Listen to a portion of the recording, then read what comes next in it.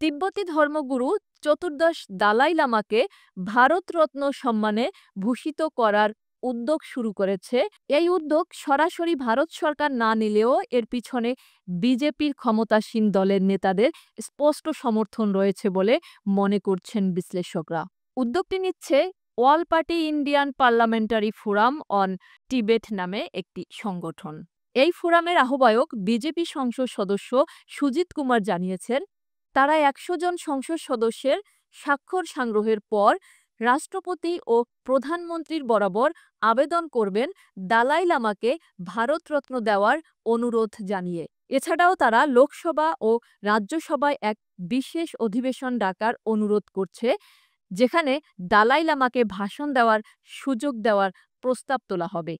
চীন বারবারই দালাই লামার অবস্থানের বিরোধিতা করে আসছে, তবে ভারতের কৌশলগত অবস্থান বলছে তিনি শুধু একজন ধর্মীয় নেতা, রাজনীতির বিষয় নয়।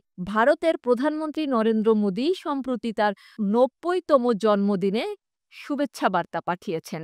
সেই সঙ্গে ধর্মশালায় জন্মদিন উদযাপনে যোগ দেন কেন্দ্রীয় মন্ত্রী কিরেন রিজিজু ও রাজীব রঞ্জন সিং, যা চীনের কড়া আপত্তি ও প্রতিবাদ ডেকে আনে। চীন হুমকি দিলেও ভারতের পক্ষ থেকে স্পষ্ট বার্তা, দালাই লামা নিয়ে কোনো আপোষ নয়, বরং সংসদ সদস্যদের এই সাহসী ও সুপরিকল্পিত উদ্যোগেই বলছে তিব্বত প্রশ্নে ভারতের অবস্থান ভবিষ্যতেও একই থাকবে। এমন আরও আপডেট পেতে আমাদের সঙ্গেই থাকুন।